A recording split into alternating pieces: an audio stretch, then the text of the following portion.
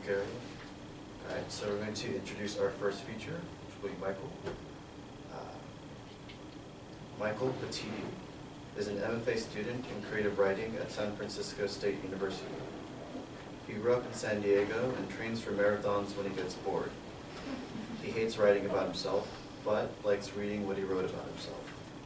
He's excited to be reading for VelRo this week and looks forward to hearing everyone else. Please welcome Mike. Yeah.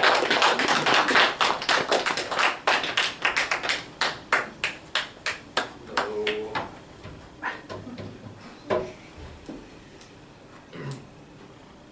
So I was looking for things to read, and I found something that I don't remember writing.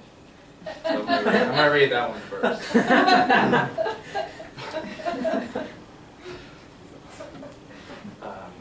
I wasn't sure how to connect at first, so I went places where nobody went.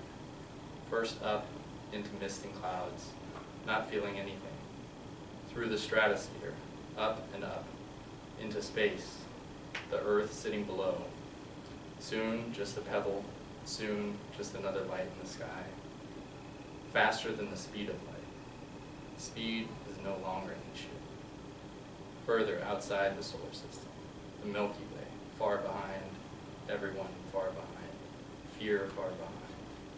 One fear, do I dare enter a black hole? Do I splash out of the Milky Way, only to dive back into the center? What else to do with timeless places? I met a ghost, I'm not sure how much time went by, a millennia, a day.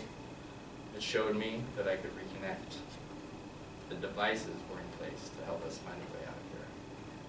Invisible devices for invisible people, it said. How do I use it? I asked. Just give into it. Get into what? I said. Give, he said. I see my daughter and try to fit myself into this machine that is not there, like I am not there. The house she is in, no pictures of God, a Bible tucked into the corner of the garage, buried under the books from grade school that she still clings to. She was desperate to find the book to show her children. I find my way through it all, and at the same time, I'm here, I'm alive, corporeal, drifting, floating through an abyss of all memories simultaneously. Everything as it is and once was and never was. This machine, I imagine, it's broken. There is no God, I said to her, just ghosts out here.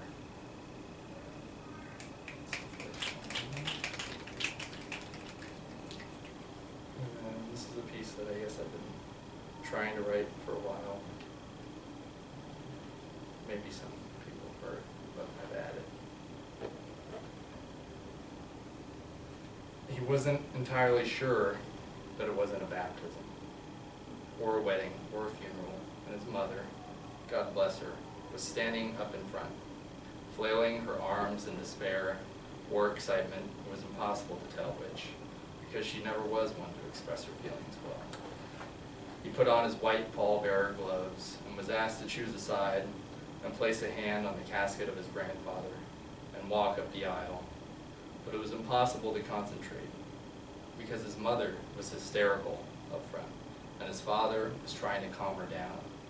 But whatever sound came out of his mouth was muffled by her wailing, and it echoed across the beams of the church, and he pushed them out of his mind the best he could, and chose a side, and placed his right hand upon the polished dark wood of the casket with his brothers, whose hands all looked the same, and began gliding up the aisle as the first song started, and his mother, still trying to calm down, suffocating on her own breath. He imagined what his grandfather might look like inside the casket, whether he was even there at all, and thought what a disaster it would be if someone were to take a wrong step, and the casket spilling open onto the church floor, and the body inside tumbling out into the open like a rag doll, but maybe more like a piece of stiff cardboard, like a dead guy. But he had never seen a dead body. And Jesus, God, he could not imagine. And he pushed that image out of his mind, into a place with his ex, who he imagined was dead too. And he regretted thinking that, but it was too late to turn back now. And his feet shuffled on the red carpet towards the front, and his mother, suddenly her daddy's girl, just a child, still had her arms out, looking like a reflection of a crucifix. As they approached the front, his grandmother had her arms out too, as if this was a new thing for his family to do at funerals. Then he imagined the whole church with their arms up, in the air, like a sea of limbs, reaching towards something unattainable, toward an empty sky. And he never believed in God, but kept his mouth shut about it, because God forbid his grandmother found out, there would be hell to pay. Would he even be allowed in the house? Would he even be here now? Was he cursing his grandfather in the afterlife? What will be the consequences of this simple walk up an aisle in a church? His grandmother, hands still outstretched as they approached, touched the front of the casket, and for a minute he thought she was going to rip the lid open for a big reveal, like some big magic trick. And his grandfather wouldn't be there, and he would come in through the front entrance, the sound of the doors opening, echoing throughout the church, looking like a shadow with a light at his back, and come walking down the aisle, looking like his young self, laughing and singing the whole way to the altar and taking communion and making the sign of the cross, but her fingers simply grazed the casket, and her right hand was gripping her thigh with unseen strength. 2 weeks ago, his family sat in his grandmother's living room for Thanksgiving, watching football. His grandfather, pale and skinny from chemo, sat in the chair his Aunt Amy had bought to make life more comfortable for him. His father, who never came to family dinners, sat there and talked with his grandfather as if nothing were wrong, as if it were all a cruel joke, and his mother was in the other room helping his grandmother cook, which she never did. "Dad," she said, "you look better today. What are you eating?" "He's not eating," my grandmother said. "He won't touch a thing I make him." My grandfather rolled his eyes at my father. "I look like a bag of bones," he said, and laughed, then coughed for a minute straight while we all held our breaths. "Jesus, Dad," his mother said. He did look like a corpse, though. His face, arms, legs lost nearly all the fat, the skin hanging loose from his bones, but his stomach still retained its old plump. He thought perhaps all his grandfather wanted was to curl up in the corner of a room and die in peace. They all said their goodbyes in their own way, and he's sitting there thinking about how his father is the only one treating his grandfather like a human anymore. And in the other room, his aunt is pouring shots of Hershey's chocolate and peppermint schnapps into the mouths of everyone older than 18, and that if his grandmother witnessed it, she would punish them all with a death stare and silent treatment. "Ask her if she wants one," he said. "Go for it," his aunt said. And of course, nobody moved a muscle, and the shots started making another round, and he thought of his ex again, and the Hershey's and peppermint went down smoother, and he asked for another. Outside the rolled-up windows on the I-5, the slaughterhouses roll by, the smog-laden fields lay scattered and vast, the threat of drought, the boundless, unseen organisms, space and time, all of everything, spread out and bound up at the same time, rise up and fall inside of him. And life is exactly what it seems to be, but nothing at all, too. It's in these moments of unexplained bliss and agony, the mixture of good and bad, that he feels rather numb, as if he must choose a side and stick with it.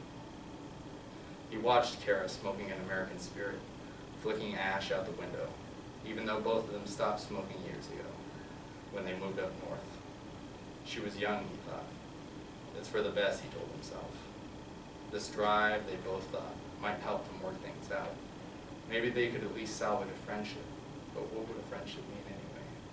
So he took a cigarette as well, and picked up the old familiar lighter, the familiar smoke, those familiar things he had before their relationship, and hashed out a new plan, a new life for himself, one void of this strange woman that he no longer knew, that he held large amounts of bitterness towards. She would not exist for him in this new world. He wanted to tell her that now, but instead nothing came out. She said nothing too, and shrugged her shoulders like she always does, and they both looked out their own windows. He thought now of the pallbearer gloves inside his grandfather's casket, and the one inside his suitcase. He thought of his grandfather's rotting corpse inside the mausoleum, mixing with the smell of the cow-killing pastures, and knew that the day would come soon for him too.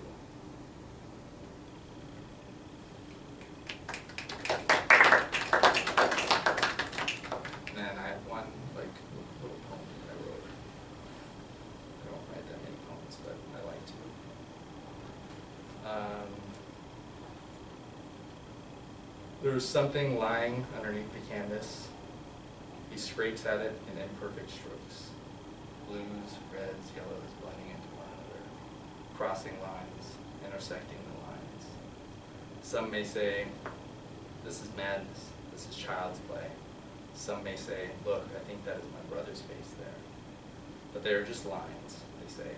They are only lines, and they are crossing one another. There is no order.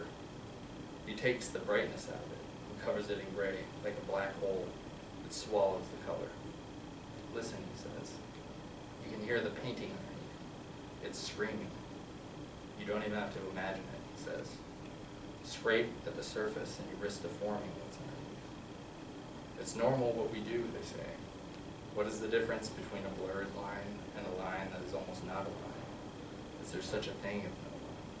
He scrapes at it, and it becomes many, and it becomes one too. That's it.